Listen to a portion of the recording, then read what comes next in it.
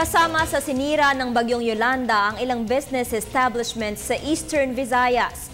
Pero siniguro ng Department of Labor and Employment na may trabahong nag-aantay para sa mga biktima ng bagyo. Balitaan mo kami, Roby Cerezo. Nag-abiso si Labor Secretary Rosalinda Baldoz sa mga biktima ng Bagyong Yolanda, partikular na sa mga taga-Eastern Visayas, na magpatala sila sa Public Employment Services Office ng Department of Labor and Employment para agad sila mapagkalooban ng trabaho. Ang opisina ng PESO ay nakapwesto sa iba't ibang rehiyon ng bansa at maaari nilang puntahan ito kung saan sila ngayon ay na-relocate.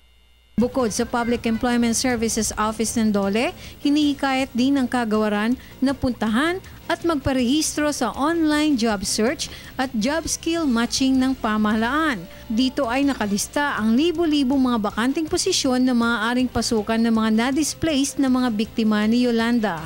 Ayon sa DOLE, prioridad ang mga taga Leyte, Eastern Samar at Western Samar na mga aplikante.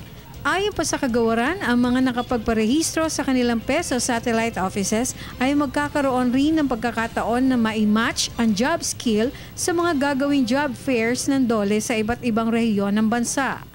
Ilan sa mga trabahong kailangan ay mahigit 20,000 sales clerks, 12,000 merchandisers at libo-libong factory workers, laborers, service crew, promo salespersons.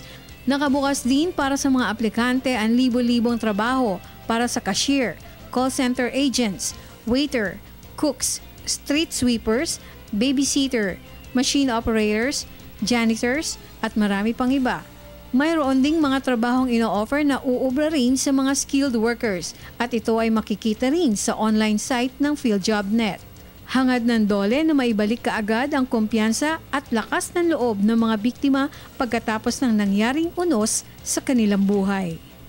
Para sa Telebisyon ng Bayan, ito si Roby Cerezo.